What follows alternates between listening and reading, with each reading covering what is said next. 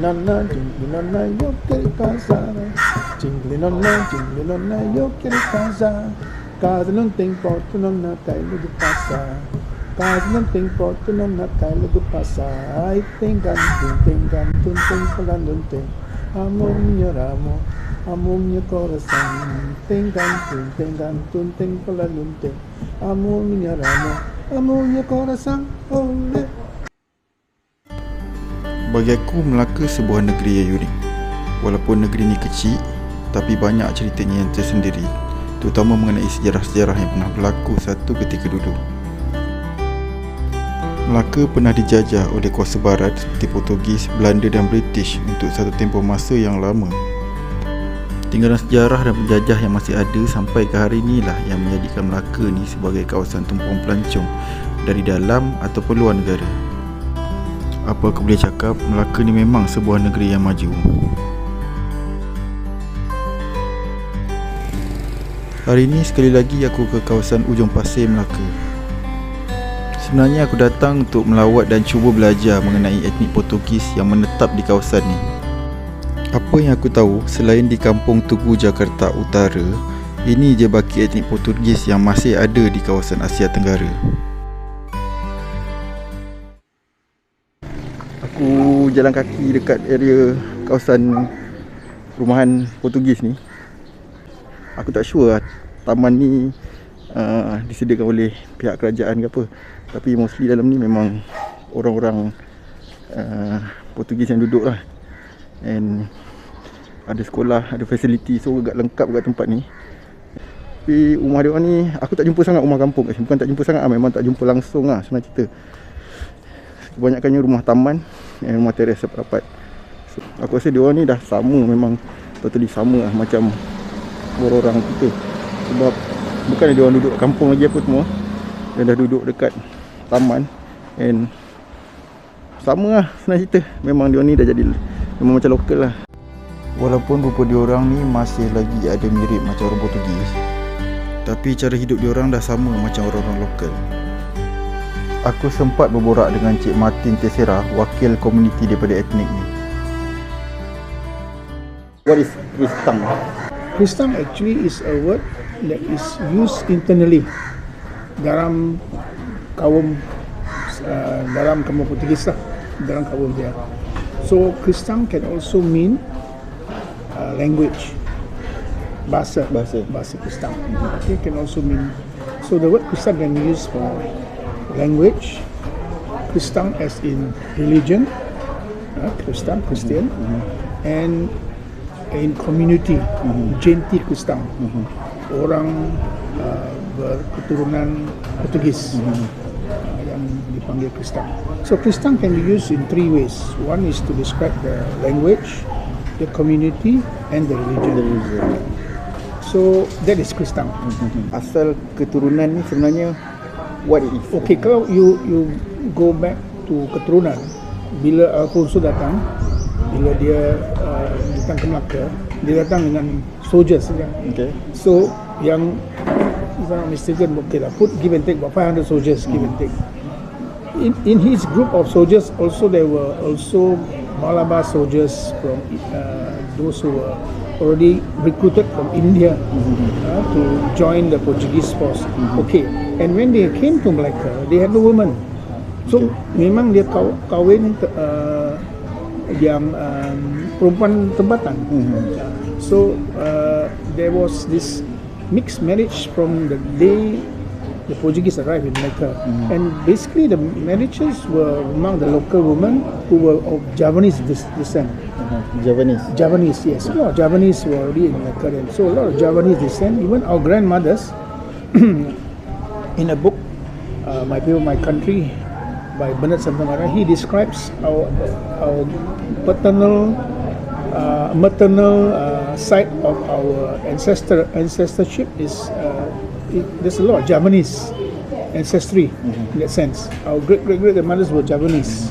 You know, at least not, I would say Javanese, yes, but so it was local woman, so it was also Malay woman, and basically they married local women. So the community of today is a very mixed tara breed. Yang keturunan Portugis di Melaka pada hari ini betul-betul tara breed. You have mixed with those who came with the Portuguese soldiers from India, from Africa. Some of our descendants, or some of our people, you can see they have that kind of frizzy hair, macam orang dari Afrika. Okay, some of them, their complexion is dark, okay, brown. Some you have even blue eyes. So you see the intermarriage and the fusion of different races that took place in Melaka. So like I said, the Portuguese married local women. So we are actually more Malay than Portuguese. If you, as the generation go by, if you look carefully, we are more local. You see, if you look at me, you won't say I'm a Portuguese or Portugal. Definitely I'm not. And we are exposed to the tropical sun and the way of life of the community. Basically, still mainly quite a lot we depend on fishing, and we are still doing our work under the sun. So we are complexion a bit dark. Maybe those who work maybe in the cities, maybe like in KL, maybe they are a bit fairer because maybe they work in a more close environment. So basically the people are a mixed breed of Portuguese and local Malay Javanese descent. I would say that is from my knowledge, that is to be quite precise. The Portuguese married local women. So we are a very mixed, should I say, local community, mixed race that is, like I say, more tropicalized, more of this region than of Portugal. So that is quite Complicated. precise. I don't know how to complicated, but I was say Portuguese men married local women. Local woman. So we are more local than Portuguese. Okay, I have been reading.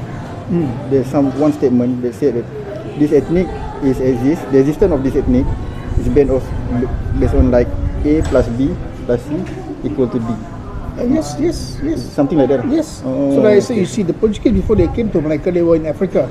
Okay. So in Africa, they already maybe Christianized some of the locals there to join maybe their voyage, and then they went to India. So in India, so the same thing happened. They converted some, and then maybe they recruited some new people into the soldiers. And you see, when they arrived in Malacca, they were really a mixed force of African, Indian, Portuguese soldiers. So when they arrived in Malacca, I see finally they also end up marrying local women. So it's an A plus B plus C equals D. Yes. Okay. So it's a very thoroughbred, mixed bred kind of race.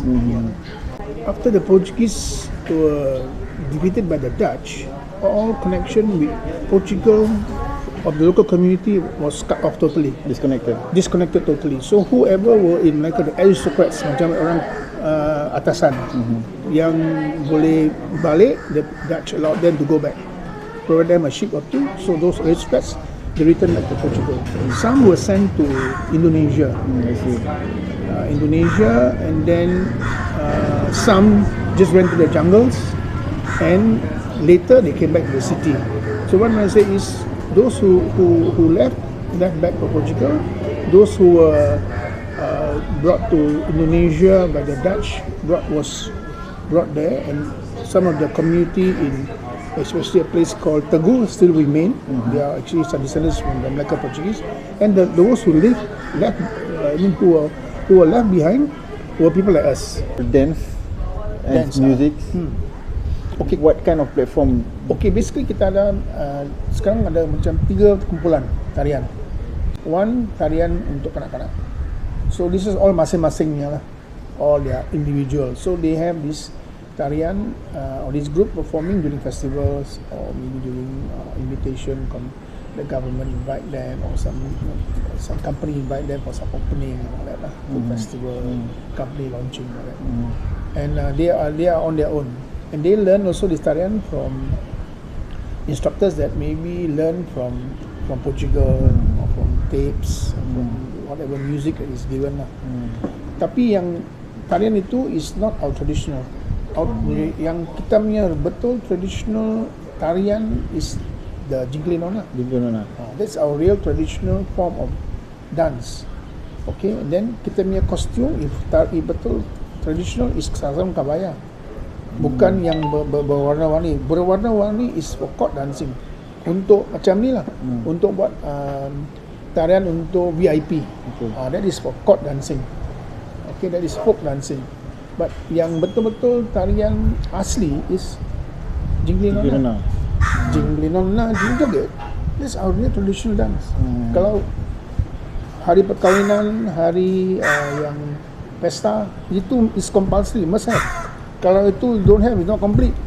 So kalau ada macam satu perkahwinan, lepas makan, lepas minum sikit, everything in a good mood, Jingli Nona mesti ada. If not, they will request, where's Jingli Nona? So dia punya band kena main lah. So Jingli Nona is our traditional form of dance. Tarian, Jingli Nona is a dance. Jingli Nona is also the name of the song. Nona, Jingli Nona, yo quiero casa. Jingli Nona, yo quiero casa. Casa não tem porta, não cai logo passa. Casa não tem porta, não cai logo passa. Ai, tem canto, tem falando, tem amor, minha amor, amor, meu coração. Tem canto, tem falando, tem amor, minha amor, amor, meu coração. Olé. Okay lah, that's tarian. So our form of, I would say, preserving the culture and language also to this kind of ways lah. And luckily we got a lot of young people. Kita lah budak-budak dia suka join kumpulan lah. So that is the one thing that is good. Budak-budak they like to join. And sampai baru 2-3 tahun pun they are joining the group. They enjoy music. So the instructor at least very patient. Okay, tak apa, dia macam anak lari, bawa dia masuk. So as they grow up, they slowly learn. And then some maybe along the way they drop out and they get new ones coming, but at least they learn. So when they go to school, then they asked to perform a traditional dance, then they sedar, wow, how important. They learn, at least they know. So that's one, like I say, one good way of yang what they are interested, what dia macam, ya lah, at least worth the learning lah, this dance, or worth knowing lah, because macam benar Santa Maria, dia pun sedar, baru macam dapat sedaran bila dia pergi overseas. Dia diminta oleh satu profesor, you Santa Maria, oh lu Portugis ini, dia pun blur. Cakap tak boleh, balik mesti pergi belajar, mesti pergi minta macam mana. Then only he came out with a book. Then he realised how important is for descendant of the Portuguese to know about his culture, about his language, about his roots, about his beginning. That's how dia punya macam semangat lah untuk go into cultural performance, set up a group. So same, with me also the same. I baca the buku, I feel yes. This community have to be preserved. The language, the music is very unique. It's so special. You don't feel like I'm saying the thing now, but when it's on festival day, kalau hari perkahwinan, wow, you really feel, wow. Anybody watching you say, wow, you people really know how to enjoy. Yes, that's our life, our way of life. We enjoy this kind of music because it's part and parcel of our life. Our heritage.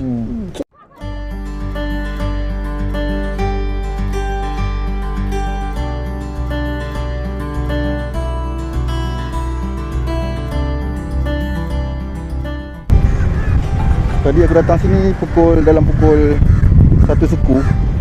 Bila tengah hari sunyi tempat ni. Dia orang punya aktiviti bila petang je, dia orang dah start buka kedai-kedai makan semua. Yang mana niaga dia orang akan start buka kedai sampai malam. Lepas keluar daripada kampung Portugis, aku pusing-pusing dekat area Bandar Melaka. Walaupun aku dah banyak kali datang ke sini, tapi aku tak pernah jemu tengok pemandangan dan bangunan yang cantik-cantik dekat tengah-tengah Bandar Melaka ni. Orang-orang dekat sini pun baik-baik dan peramah, tak kira lah muda ke atau tua.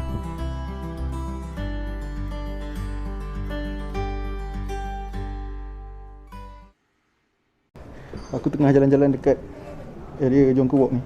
Bila aku pusing-pusing, aku perasan kat sini dah banyak tempat-tempat yang best aku boleh berhenti dan tengok.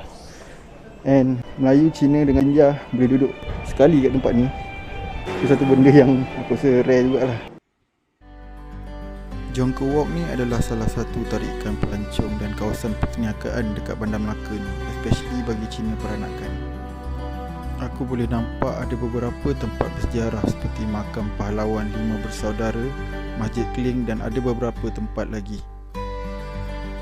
Aku perhatikan kawasan-kawasan ni juga dijaga dan dipelihara dengan baik dari segi infrastruktur dan fasiliti. Walaupun banyak bangunan dah bertukar menjadi hotel dan kedai, imej baba dan nyonya masih lagi dikekalkan.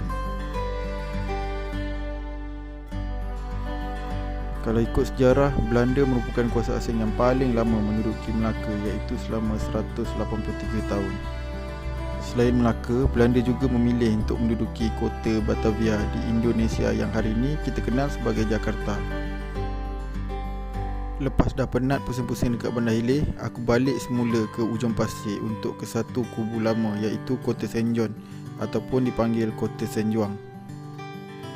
Kubu Saint John ni dibina semula oleh Belanda dalam abad ke-18. Sebelum tu, ia digunakan sebagai gereja kecil milik persendirian orang Portugis bagi memperingati baptis Saint John. Kubu ni mempunyai suatu ciri yang menarik, iaitu meriam-meriam yang digunakan menghadap ke arah darat, memandangkan satu ketika dulu musuh lebih banyak serang daripada darat berbanding laut. Kat dalam ni cuma banyak replika meriam and dia kat kawasan tinggi lah, tapi aku ingat boleh layan sunset, cuma banyak pokok kat sini, so aku tak boleh nak tengok matahari terbenam. Overall, apa aku boleh describe pasal Melaka? Melaka ni negeri yang best dan unik sebab ada banyak etnik dan banyak juga cerita-cerita sejarah yang tersendiri. Sampai sini je trip aku ke Melaka kali ni. Nama aku Khairul Aizat dan jumpa lagi.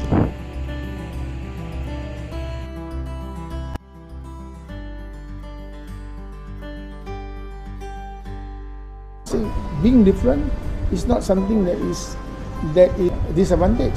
Being different is something that is of advantage because macam jari, bukan semua sama, tapi we all to make one hand. Yes. You just this only very boring. So we have all different. You know? So that's why I say it's unity in diversity. Kalau itu main air tu apa nama? San Pedro. Mana? Itu air punya. Main air. Water day. Water day. Main air. Water day kan. Bulan apa? Bulan berapa? February lah. February next month lah. Don't know when lah. February or March. So this area will be closed. I don't know lah. World God don't have lah. We don't have. We play at home ni lah. Oh, at home also kan? Yeah. Last year we play at home what? Oh, at home water day. Tak main bola ke? Sekarang tak ada lah. Sekarang petang. Petang main lah. Petang boleh main. Sekarang saya tak nak main. Tak penat mana main. Kaki sakit. Mainlah. Main dan orang semua. You nama apa? Nama? Elijah. Apa yang best Melaka ni? Melaka makanan lah. Makanan ya? Makanan. Akak pula? Akak pula apa yang best Melaka? Saya suka tengok scenery. Scenery. Daripada mana? Daripada Buluh. Buluh jauh. Okay kak. All the best. Terima kasih. Alright.